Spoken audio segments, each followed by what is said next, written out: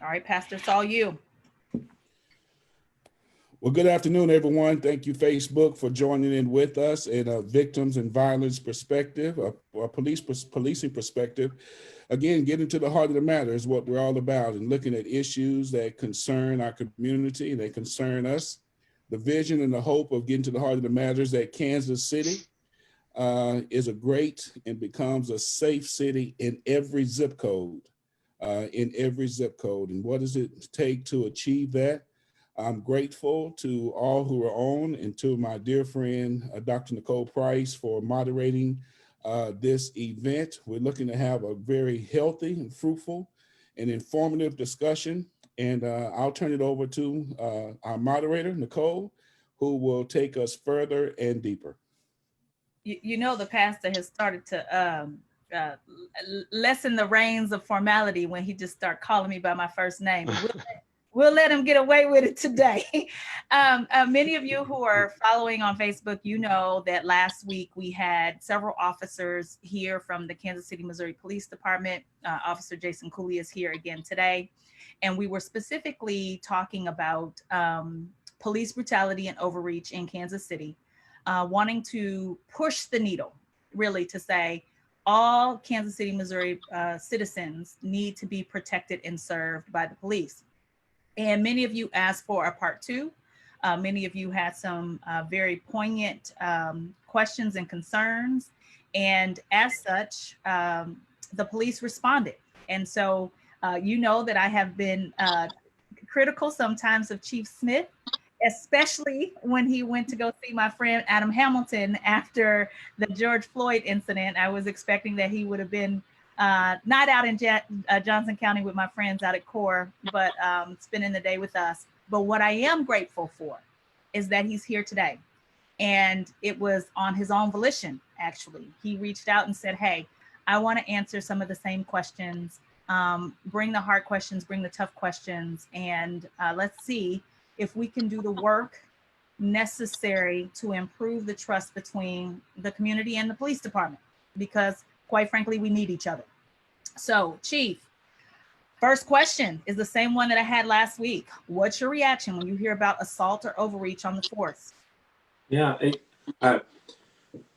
no one wants this, the community nor the police department. When I get notified of something that is of concern, of such this magnitude, where someone gets hurt, where someone has done nothing wrong, in the scope of things, of the way the police department looking at it, we call it 100% compliant, and someone gets injured during that, it's like a punch to the gut. I mean, and then we hear it's a juvenile involved on top of that, and it is heart-wrenching. No one wants that to happen. And you know, I would say to all of you, think of whatever entity you're involved in, whether it's a church or academic or anything, and one of your closest colleagues does something that brings discredit to you, and how do you feel? I don't think anyone wants that. We certainly don't train for that, and we don't have a culture of that. So when it happens, it's very hurtful. And it, like someone said, does it hurt me? It hurts me, but it hurts all of us wearing a uniform, because in the end, it erodes that trust of all of us, not just that officer.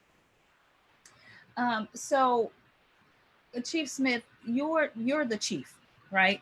Yeah. You're the chief. And one of my favorite leadership books is Extreme Ownership by Jacko. And I don't know if you've read it, but Jacko says at the end of the day, everything that happens falls on the leader. And it's a book about how the Navy SEALs lead and win. And so you've been the leader of the police department for a while now. And tell me, just how is it landing for you that people are looking at your leadership and saying, I don't know, I think we might need somebody else because of the issues that we keep having. How does that feel to you, and what's your response to that? Yeah, you know, obviously, I would like to be the perfect chief to everybody. I would like everyone in our city to be happy. I think some of the concerns that are brought up is people don't understand the process, that, you know, we have due processes on the department. I think people look for something to happen instantly, and in government with the processes that are in place and how we deal with employee issues, there has to be a due process in that. I would say to people, the minute something of a juvenile getting injured by one of our officers, the minute that came to my attention, that officer was removed from the streets and was not allowed to patrol and put on administrative duty while the investigative process took place. I did not want that officer out on the streets again to interact with the public when I had real concerns about the behavior. So I would say to people, give the system a chance. One of the things I don't think people realize is, the poor young man who I feel terrible for has broken teeth, but kind of like in other crimes in this city, we really lose on both ends. We have a victim that loses, and if we catch a suspect, that's another life that's usually deferred to either prison or something else for a long time. There's no winners in the end of this and all of it. And so I want people to know I'm handling business when it comes up and I'm notified of it and I think it's wrong. I say, hey, that person is not to be respected and not to be in contact with the public and is removed from that immediately. And so if I just want to be clear, so what you're saying is as soon as you heard about it, the person was removed from duty. They were placed on administrative duty. That's correct. Placed on administrative duty. And so are there things about the process that you want to clear up for us that we that you wish that we would understand better? Because I think some of us felt like, my gosh, how is it that we didn't even hear about this and we're 10 months out? Yeah. I can't go into specifics on this case because it's a legal matter and it's already a criminal matter. And in all fairness to the prosecutor's office, I cannot talk about this one specifically without their permission. But let's talk in generalities, okay? Let's say there's an incident that occurs in this city. As we have 1 million plus contacts a year, probably this police department does with citizens. Not all of those do we know about right away. Sometimes something happens. In this particular case, the young man didn't come forward right away. Someone else came forward. But what happens generally in the process is, in this particular, it got brought to Office of Community Complaints. If someone walks in and fills out that form, or they do it online, or they go to a police station, however that happens, that gets sent out. Then that individual entity notifies us that something's been started. We then generate a file. We go through and investigate the file. Then there's a ruling from that entity, from Office of Community Complaints, that comes straight to my office. The minute that hit, that's when I said, hey, there's a problem here. So in this particular case, that's the path it took. Would I wish that hey, another supervisor or some other entity could have brought this to light faster? Yeah, I would have appreciated that, but it's not how it happened in this case. I'll tell you one thing that's interesting, Murray, and Murray, you go right ahead. I'll come back to the Office of Citizen Complaint. I just want to ask, because we're talking about due process, and want to see if the chief could talk about the difference in due process when a police officer is accused of a crime versus an ordinary citizen. Because oftentimes I think if I were to be accused of assaulting someone, I mean, whether it's this case in a parking lot of a Go Chicken Go, I don't think it would take 10 months for it to get out to the public that I did that. So I just wonder, what's the difference in how the police department handles an accusation of a crime, whether it's assault or anything else, with the police officer versus, say, me? How would you handle that differently? Yeah, that's a great question. So in a criminal, we see it exactly the same. In this case, when it came to my attention, we submitted the case file after the investigation was complete. That's the minute it came to me, and there was a rendering from OCC, and it got to me within days. It was at the prosecutor's office. So yes, it took time, but I will tell you, we also have assault cases that wait 10 months. Not everyone gets over there right away. Like if there's an assault and this happened on the scene, we may let the suspect totally go from the scene and say, we're going to contact the prosecutor and see which way we're going to go on charges on this. So not all the time does it happen right away. Would it wait 10 months? It may not wait 10 months, but it may wait a couple of months before we ascertain medical records and other things before we submit a completed file.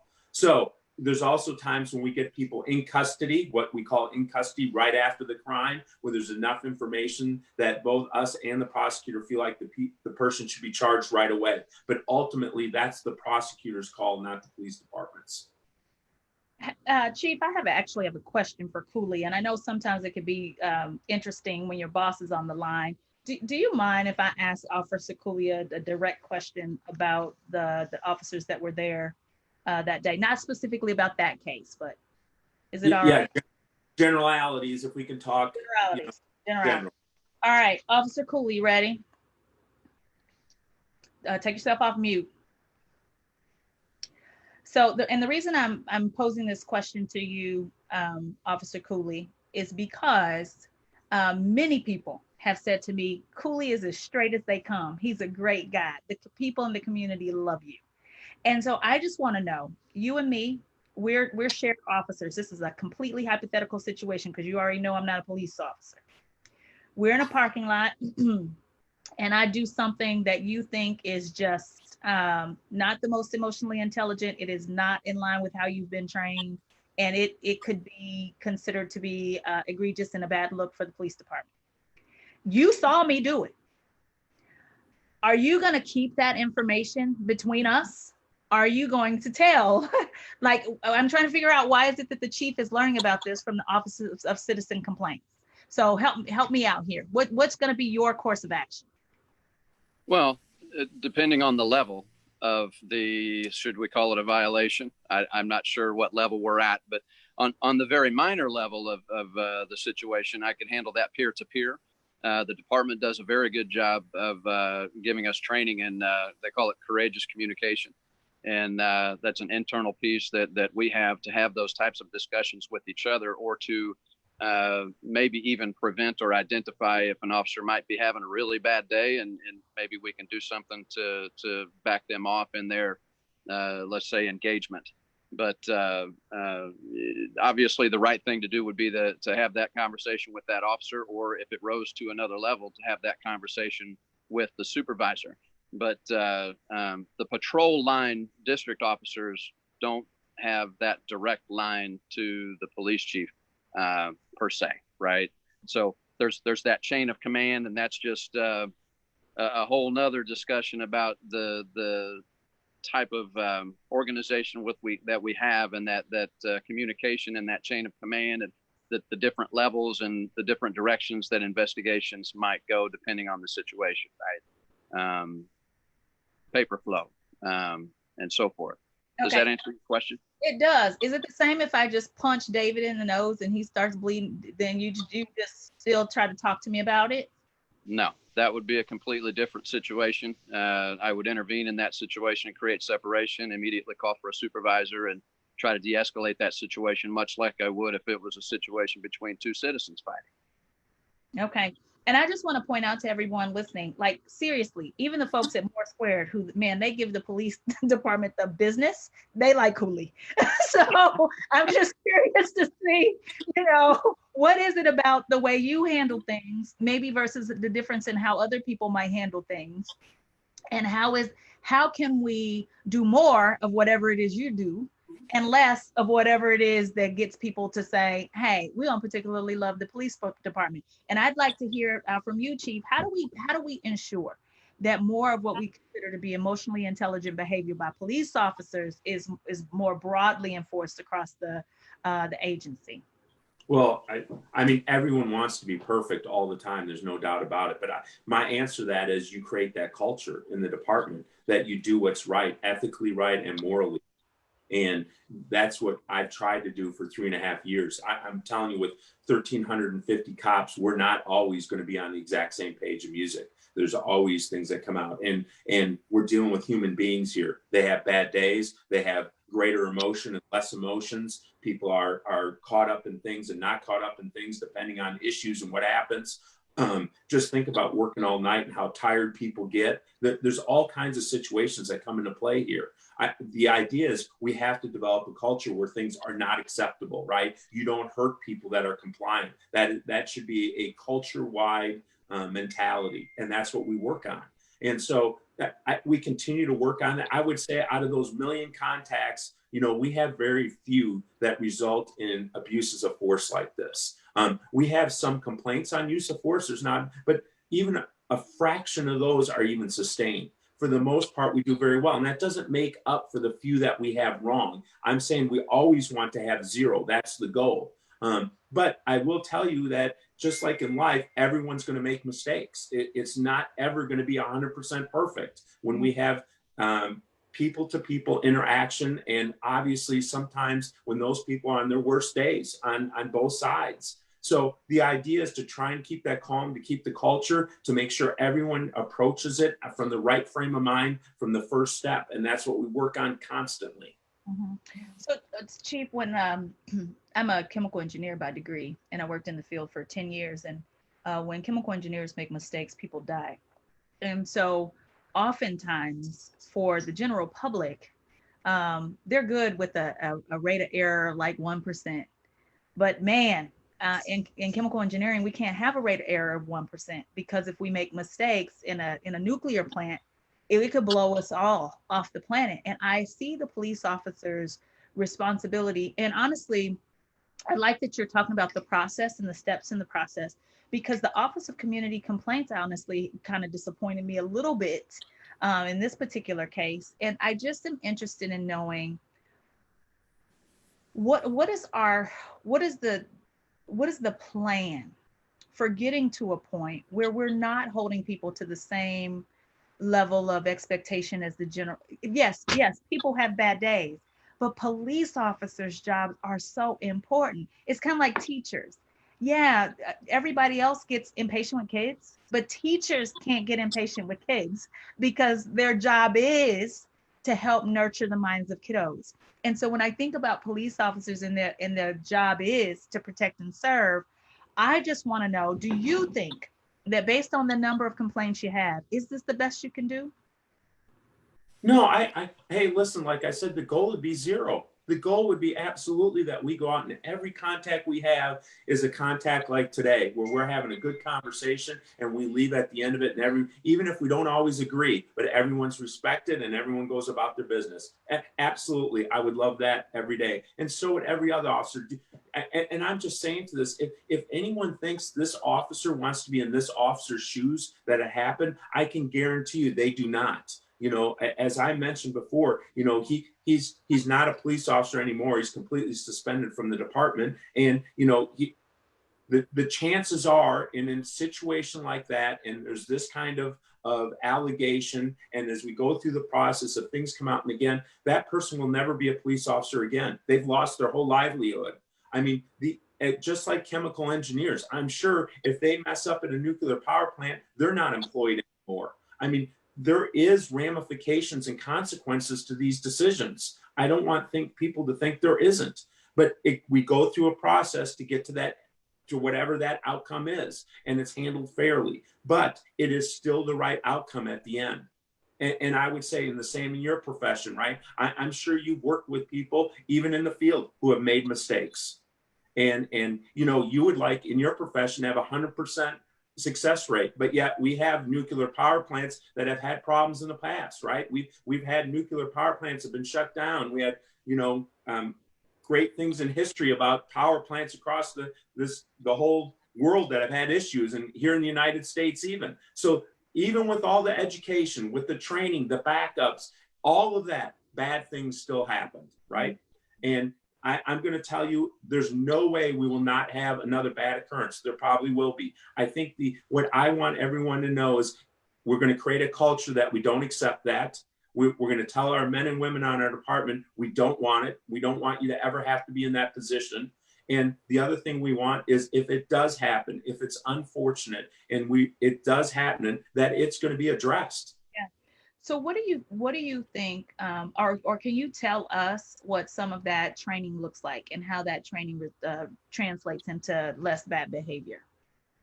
Sure, we have a culture like it starts out with our academy recruits when they're in training. We have a call they have to pass that talks about improper action, where there's a setup scenario where there's an officer who's absolutely out of bounds, out of policy, doing something. And for those recruit officers to pass that call, they have to go back and report that immediately to their supervisor. So before they're even given out on the streets, they're started in that culture. And we start to teach people, you know, when you get a academy recruit class of 30 people that come from all different backgrounds, all different growing up, different parenting, different exposures, everything. Our 7 months of having them together is to get them all in line with our policy and with our culture. So we developed that at the very beginning in the academy, and that continues through the training all the way until the last year. Every year they have to go back and have, we call it 21st Century Policing is the name of our class. And we talk about these things, and we talk about the different perspectives in life and how people get there and how people are treated. And we talk about different interactions with other officers across the country and use those as examples in our department, so people can openly talk about them. And we have those discussions with our own people. Our instructor in that, Anthony Rogers, was nationally recognized for his ability to have those conversations and those, as Jason would say, those courageous communications with our members. So we're trying to build that culture every day. Hey, Attorney Bell. Yes. Paying attention? Yes. Good. I'm just. No, I was writing down stuff on my pad. I'm just giving you a hard time. So you're a defense attorney, criminal defense attorney, and tell us about some of the experiences of your some of your clients with the police, and really just share your perspective, because we'd like to hear it. Well, thank you. I think that I started out as a public defender in 01 through 07, and I've been private since 07. And what I've consistently heard, primarily from young Black men, is a treatment that is much different than the treatment I'm used to. I've joked that I grew up on the mean streets of Leawood, Kansas, which I did.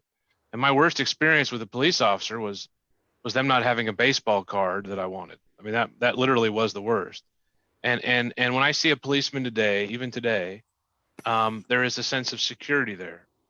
And the concern I have is that the young men and women that I've represented, African-American men and women I've represented, that they don't have that same experience, nor do they have that same feeling. And that difference between my feeling and my experience with the police officers and the experience of Black men and women in particular, just because that's been primarily my focus when I was a public defender, that difference, I think, is a problem in that it would seem to be incumbent upon the police department to make sure the experiences of all of us are the same, so that we all look to the police with the same respect and reverence that they want, and we all look to them for the security that we want. And frankly, even up to last week, I talked about a case I have where a young man was pulled out of a car on a traffic stop and punched and tased, and we can go into whether what he's reaching for or not reaching for, whatever. But at the end of the day, he's fearful of the police. And at the end of the day, I hear professionals speaking about, Black professionals telling me about having the talk with their children, which I have not ever had to experience either as a child from a parent, or that I ever will experience with my son. And I do wonder, Chief, how do you bring those two experiences in line? Because either you can make my experience worse so that I can fully be empathetic with the experiences I've heard repeatedly in the Black community, or you can raise the experience of the Black community so that they, when they see a police officer, that they feel the same reverence to a certain extent and same respect that I do. Yeah, that's a great question. So when I was the division commander of Central Patrol, I used to write a thing every week called Major's Minutes. And one of the things I used to write was, do you police the same way at 5-5 and Ward Parkway as the same way you do at 5-5 and Prospect? And if you don't, why? And why is it there a difference in your mind from stopping a car from one location to the other? So I like your latter. I would like to bring everyone's experience up so that they feel the same way that you do, that the officers that they come into contact with are there to assist and help. Obviously, we have to do enforcement, but those people who are generally getting enforced on, they generally know what's going on. I think just like in some cases with the juvenile and some other things, you know, what I'm talking about are people being compliant and listening to what we're saying. We don't want a bad outcome there. We want a good outcome. So I agree with you. I would rather we lift up our overall expectation of our officers, that everyone gets treated the same, no matter where you are, what your race is, or whatever, that it's a consistent approach to everybody. And then we tell everyone, always be respectful. There's only a small fraction of times where we come in that we have to use that physical force. Way less than 1% of our interactions. So 99.99%, we should be out there and not having to use anything, even sometimes not even raise our voices, to get out there and have communications. I just had a discussion with our recruits today, and I said, listen, when we get called for help and we want to go out to help them, we want to be the calm, not the chaos. We want to be that reassuring voice, that we show confidence, but yet we're there to help. And that's what the message that's consistently sent to our officers is, that we want people treated exactly the same. So and if I could follow up one question, Dr. Price, Sure. and Chief. So one thing I found in myself in my kind of development along this road is this concept of unconscious bias. I didn't know I had it until I started learning more about it, and I'm still learning. It's not like it will ever be uncovered, but I do wonder, from the perspective of the police who are put in these just very tense, adrenaline-filled situations where we would want to return back to our most base defense level, if you will. To what extent are the police subject to training about unconscious bias and diversity, not so much in these kind of required, you got to go to these classes to check off this box type thing, but really more of an understanding of what is motivating us, and maybe what layers are within each of us that we need to uncover to kind of understand ourselves better, maybe understand the community better. Well, I agree. And I don't put it as simple as we go to these classes to check off a box. I mean, these are meaningful classes in my mind. People have put much effort into them to make sure that the message is getting across correctly and with the right, how should I say it, the right attitude, so that officers are understanding both perspectives, theirs and others. So I would say to you that is constant throughout the department. And listen, that even happens within our department. As I said before, when we come together as workforce, we have all kinds of different perspectives on this workforce. We have different religions, we have people who are transgender, we have all kinds of things on our workforce that we learn from each other. And those people share their opportunities with other people, and not only the opportunities, their challenges. And we talk about that internally as a group and say, hey, how do we all come together as a workforce and a police force? And we learn from each other internally as well. So I would say those are meaningful conversations. And I would have to say to you that those classes are meaningful to our people. Thank you. Doctor, you're on mute. After I gave you a hard time about doing that, Cooley, then I did it. All right. So Pastor, are you still with me? Because I want to talk about citizens' complaints in particular. Because I've had some very interesting experiences in Kansas City. I grew up in this town. I won't take you all the way back 20, 30 years, but I will talk about in the last 5 years and how when I first moved to Platte County, still in Kansas City, and how I get pulled over by, actually in 1 month, pulled over by police 4 times. One time the question was, whose car is this? The second time it was, whose tag is this? And they were trying to tell me as a used car dealership owner that I couldn't drive on a dealer tag, which had that dealer tag for 20 years. I know I can drive on it. And I mean, by the 4th time, my husband was like, hey, call a sergeant. And I know that these are not the kinds of things that most people who can't advocate for themselves would elevate to the level of complaint. But what happened to the 15-year-old boy, I acknowledge that as kind of a shark bite. When somebody gets bitten by a shark, there's all this support that comes out and says, oh my God, this is terrible. But what about the day-to-day policing? How is it that you find out about this? I know, Pastor Cleaver, you're involved in an organization that maybe where some of these complaints come. Can you tell us more about what does it look like when we have the increased stress? Because I mean, I get what Chief Smith is saying. I have a friend who's married to a police officer. She's like, everybody needs to respect the police. But damn it, if you pull me over and you shouldn't have, what level of respect are you expecting? I mean, can you help me, Pastor? Because I mean, I done already said, damn it. Sorry, pastors. What are y'all doing? What are y'all seeing? Help me out here. Well, I've experienced the same in multiple states: Maryland, Georgia, Missouri, and Kansas. Um, Pulled over for some of the same things. Never asked whose car is this, because I don't drive real nice cars. So they've never asked that. But, I think it's, what do you do? I think what we're doing is a big start. But I do think, being able to file a complaint and citizens being comfortable believing that that filed complaint, something will happen as a result of it, or at least it'll be investigated.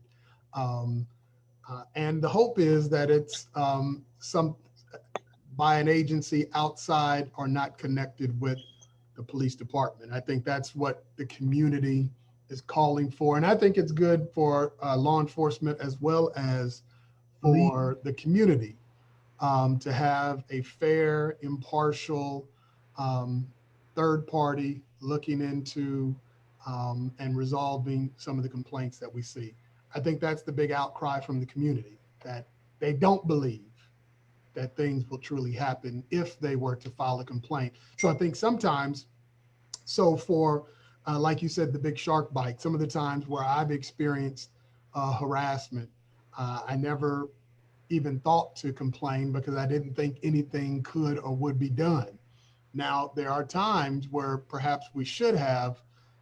My brother once had a gun pulled on him by an officer, put it to his head for absolutely no reason. They eventually let him go. I guess they were just doing it for fun. But a lot of times people don't even know that you can, do anything about it. They just think that's law enforcement. That's how it is. We just have to learn how to deal with it. So I think things like this help, but the community is really calling for an independent review board.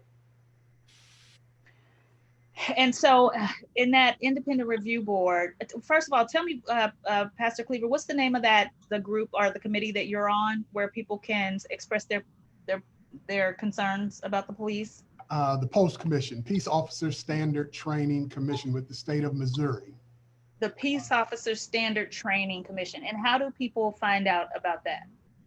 So actually, the easiest way, going to the website, it's under the Department of Public Safety for the state of Missouri.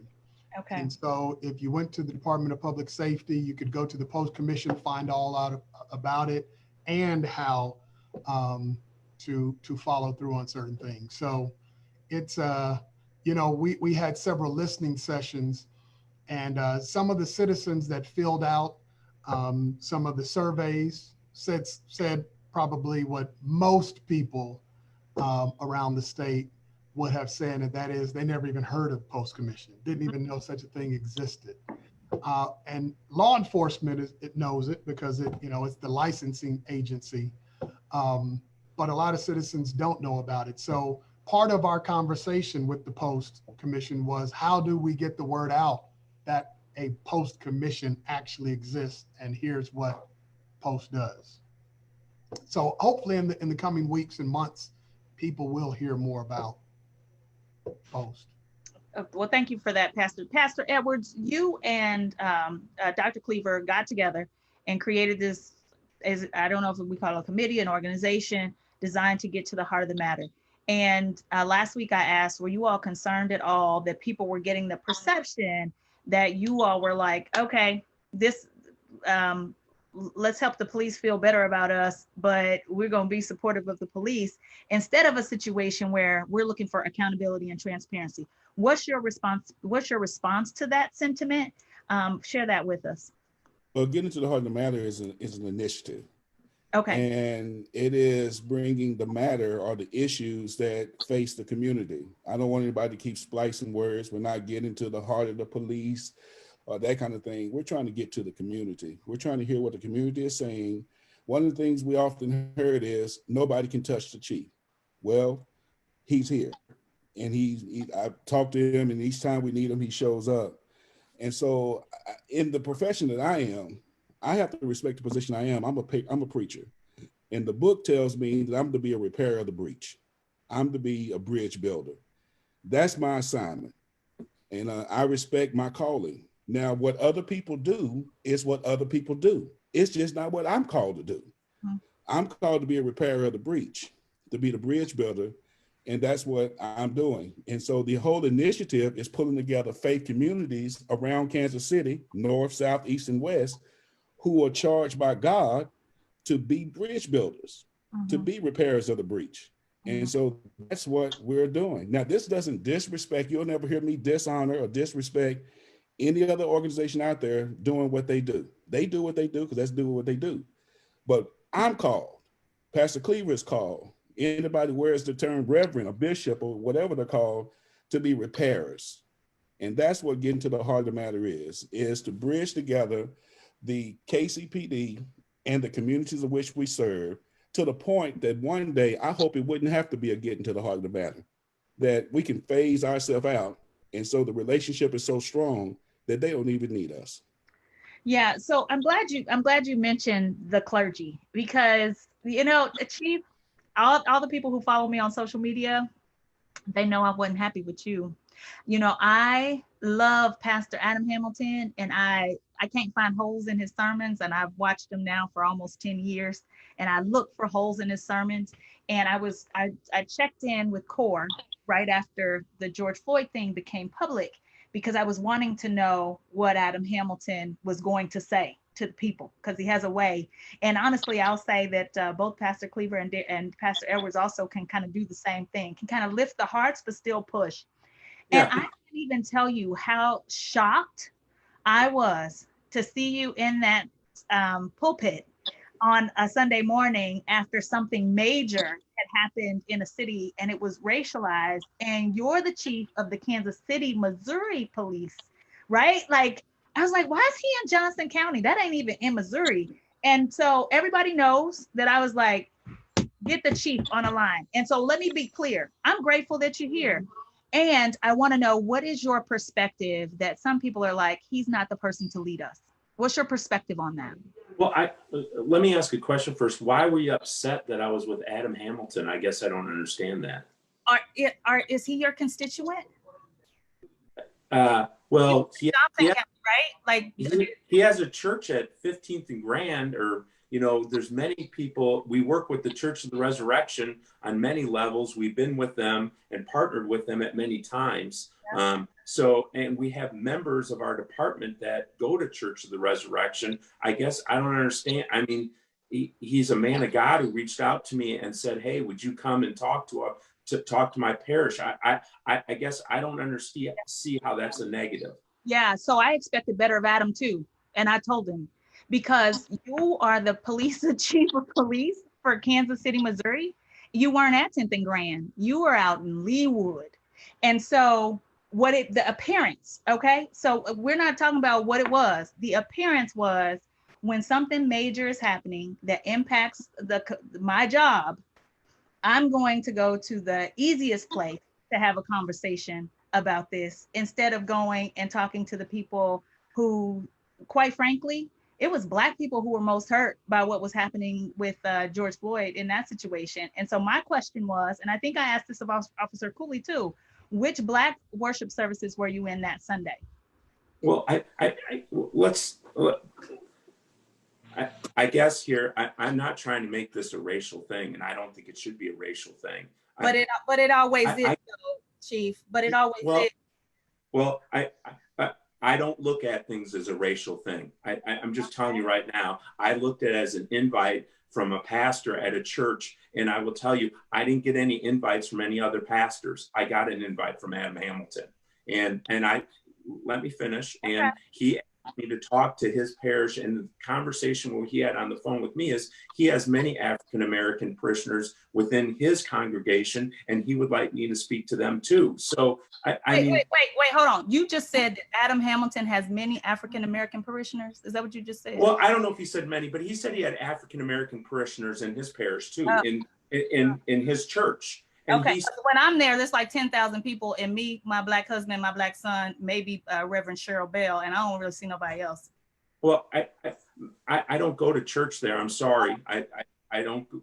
I'm Catholic. I don't go to Methodist church, so I don't know. All I'm telling you is when Adam reached out, he thought the message should be good, and he asked me to say that message. And so I guess from my perspective, I don't see that as a negative. I don't know if it's Leawood or if his church would have been in Smithville or whatever. If he felt that I was making a connection with people and he asked for that under the guise of God, and we're all working as one human race here and trying to understand each other, I didn't see that as a negative. So I guess I see it differently than you. We can have different perspectives on this. That's fine. But I got invited to go speak, and I went and spoke because I was invited.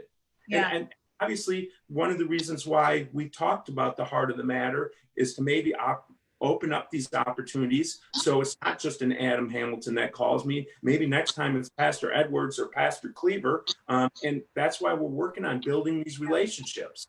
Let me tell you what I'm grateful for. I'm grateful for that now both Pastor Edwards and Pastor Cleaver can call you. That I'm grateful for. And listen, I don't think there's a person in Kansas City that's a bigger fan of Adam Hamilton than me. And when I like you, my job is to hold you accountable. And Adam is a very strategic person and should have thought about what that was going to look like with the fact that he has half a dozen Black people in that 15,000 member congregation. Because part of what the problem is that when you look at the data based on who gets stopped in Missouri, let's just talk about stops. Who gets stopped in Missouri? Black people get stopped more frequently than white people in Missouri. And so the fact that we don't want to look at this through a racial lens is part of the problem. We need to look at it through a racial lens. I think, yes, Dr. Price, could I bring up a point?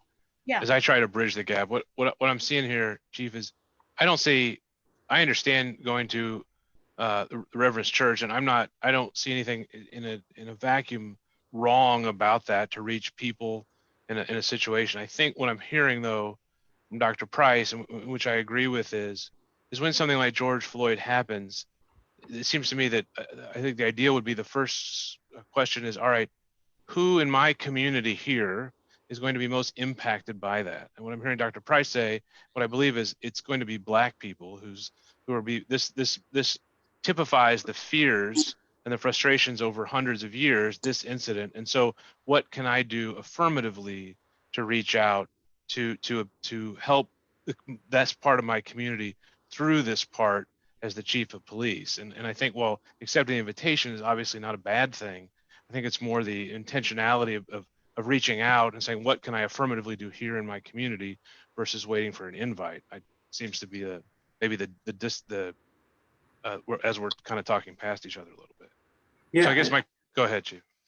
I think that's why we're working on these relationships today, right? I think that's why Pastor Edwards and Pastor Lindsay and Pastor Cleaver came to me and said, hey, we need to open these lines of communication, which I agree with. I'm very thankful that Pastor Edwards took a hard look and reached out to me, because frankly, I didn't know him before he did that. So I'm appreciative again of having these relationships and building these relationships.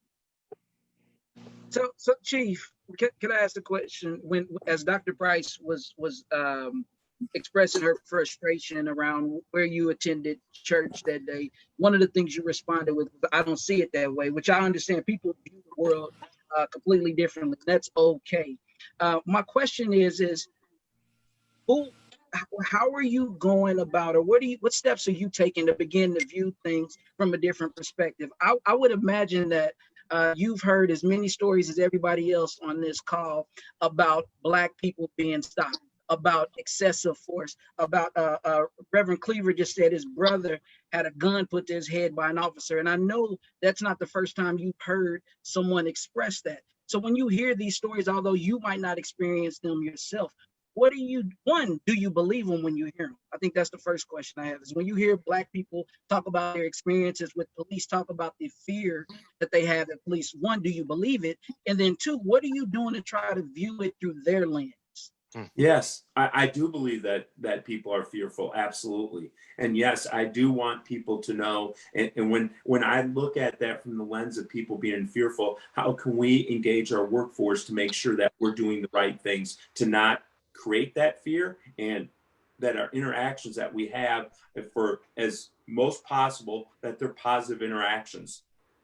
And if not positive, professional, right? Even if we're writing you a ticket and it may not be positive, that is professional, and so that there is less fear out there. So I agree with you. I don't want people to be fearful of the police. I want, as Pastor Edwards said, where we all work together and everyone understands the positions and everyone's respected, whether we all agree or not. I would much rather have that platform. But all it can do is work on our workforce and make sure the right things are going out. And then again, to build these relationships in the community and have these discussions so people understand the both sides of the perspective here, both of the police and of the community. So You talked about, I'm sorry, Dr. Price, you talked about training a lot. The question I have is, so do you all do implicit bias assessment? Do you know where your officers stand as it relates to their biases? And then do you work with officers to sort of move along that continuum? Do you, like, is there any, whether it's in basic training, do you assess officers to see what biases they're bringing into the police department prior to going out on the streets? Does any of that happen? I don't know what assessment is. Do we talk about what it is, what's implicit bias or unconscious bias? Yes, we do. Do we try and get people to be conscious of what maybe, as Mr. Bell was talking about, what they don't really perceive or think about, and then all of a sudden the light bulb comes on and maybe I acted that way? Yes, we have those discussions, if that's what you mean. So if you say so there are assessments, by the way. So if you need some suggestions on implicit bias assessments, I'd be more than happy to share some of those with you. But there are a number of assessments out there. I'm sure Dr. Price knows of some as well. But it's just interesting to me that we have a police force that's largely white and engaging with individuals from a variety of different backgrounds, but particularly Black and brown communities, and not knowing before they go out and police these communities whether or not they're harboring biases. I think is something we should prioritize. But I think I agree with you. I mean, we all have biases. I mean, I would not. I look at some things just like I say, going to Johnson County, talking to Adam Hamilton. Is that a bias, or is that someone's perception? Right? I see it all under the guise of God, and we're all under the same children under his eyes. I didn't see it as different, right? But I see Dr. Price's point of saying, hey, well, maybe you should have worked on the congregations within Kansas City, that maybe those people needed more communication and more contact than someone in Leawood. I totally get that. I mean, those are the perspectives I think we need to discuss and have some interaction at. I don't think that necessarily when we come from different perspectives is something that is necessarily wrong. It's just different. Agreed, but bias with a gun is different. Well, right. And so I think if you have bias and you have the legal authority to kill someone, I think it does become important. It's different than just saying I'm biased, but I don't have a weapon and the legal authority to detain and possibly kill someone. So I think when you put those two together, it does become important to know if a person has biases and what those biases are, particularly if I'm going to police a community that I'm biased against. So, and I'm not saying it exists, but I'm saying that the instances of Black men and women talking about being pulled over for nothing, the excessive force, like when I hear this enough, it's enough for me to say maybe there's a problem here. Maybe we should look deeper into this. And I wonder if you all feel the same way. Yeah, I mean, any allegation like that we would look into. But I will say to you on your side too, I frequently when I have these discussions about, hey, I was just pulled over for nothing, when I ask someone, okay, can you tell me exactly what happened? And what did the officer, like we train our officers, the first thing they're supposed to do, if they're doing things correctly, like our traffic guys who stop people every day, the first thing they do when they walk up to the car is say, hi, I pulled you over for X. Whatever that is, speeding, no turn signal. In my experience, they say license and registration. Yeah, they ask for my license. They don't tell me what they pulled me over for. They ask for my license first. And that's what I'm trying to say. So things like that come to our attention. Obviously, we want to know that because we want people to know why they're being pulled over instantly. So just to end that perception right now that people think they're getting pulled over for nothing, right? We there's no way all of you could know all the traffic laws carte blanche about what's happening today, right?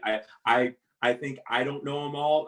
Our traffic guys are probably much more familiar with them because they work with them every day. But there's lists and lists of those of why people can be pulled over. So I think to immediately start with, hey, this is the reason why I pulled you over, is informative and it helps break perception immediately. And so I agree with you. So to get feedback like that, to know, hey, I'm getting pulled over and I'm not getting taught about that, that tells me right away we should go back and make sure our officers and re-emphasize that point when we're pulling people over. Immediately tell them why they're getting pulled over.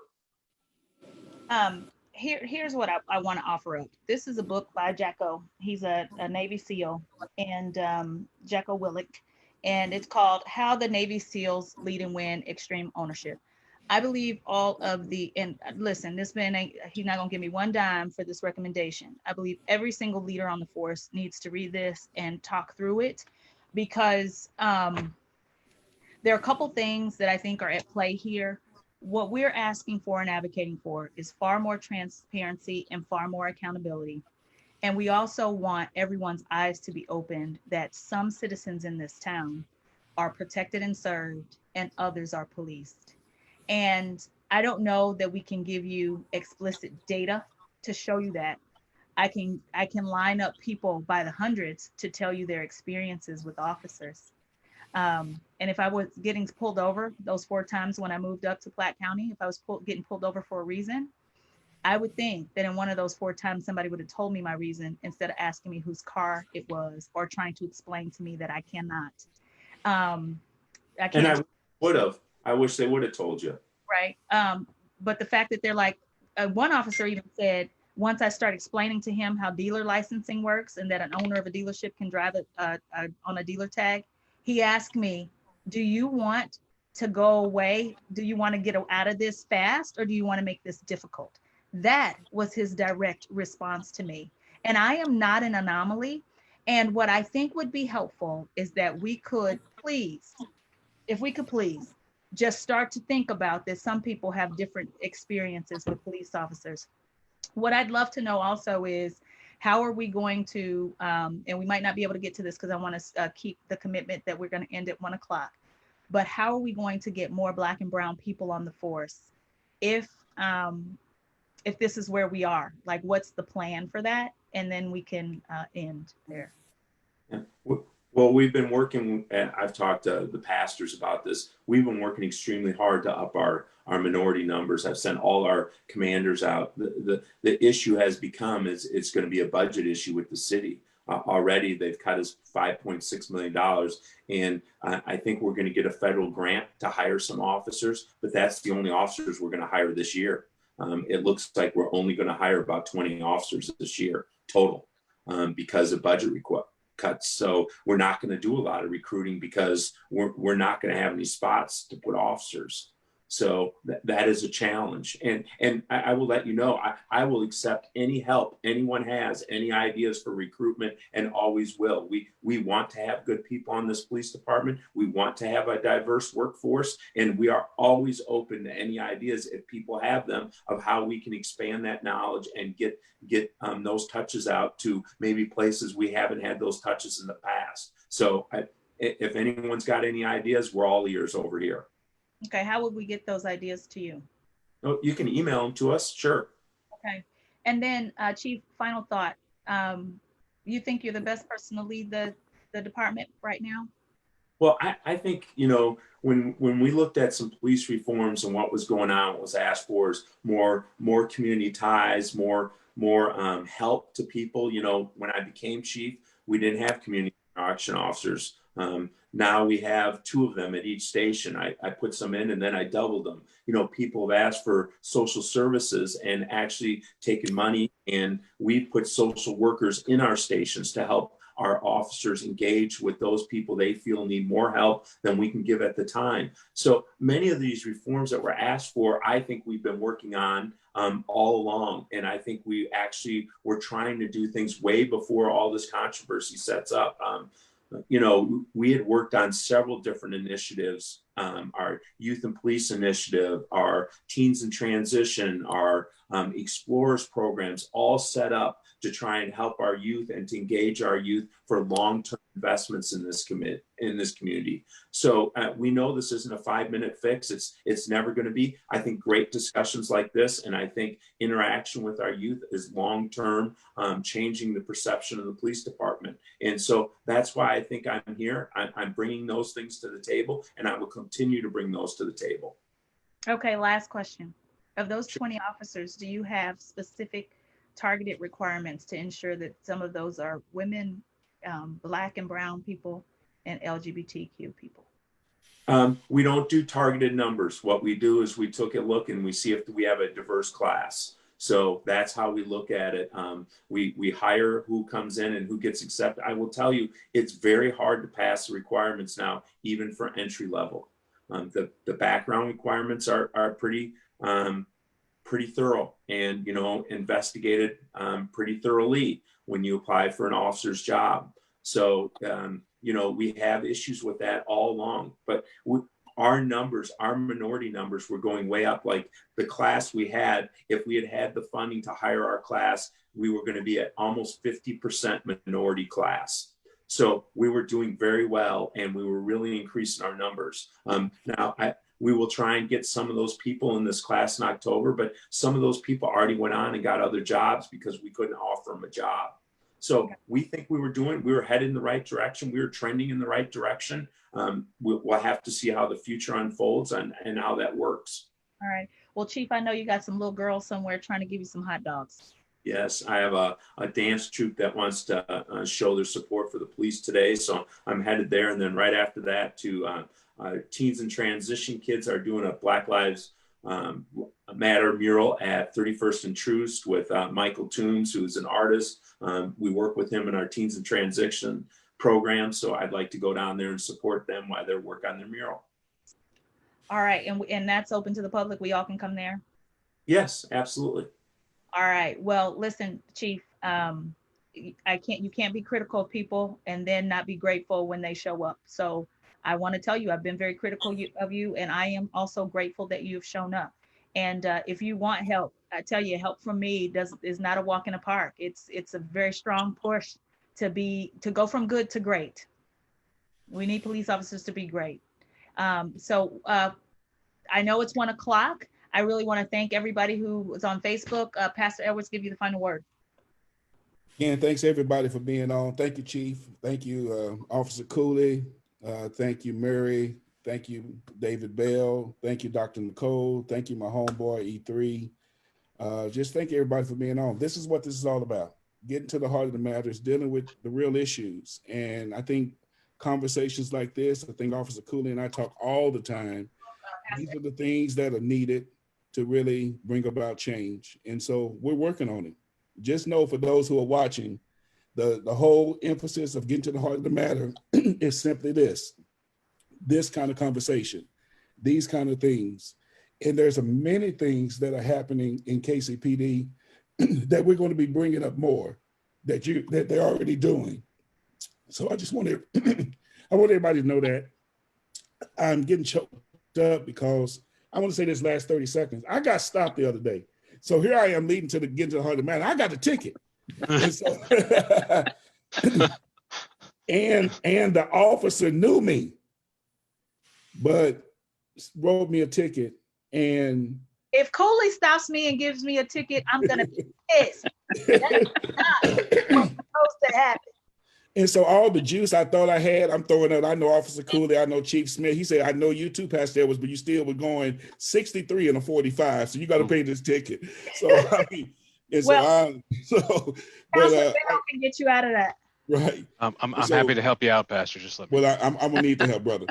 So everybody take care. Have a God blessed day, and have a wonderful Saturday. Take care. Thank you. Thank you. Thank you so much. Yes, sir.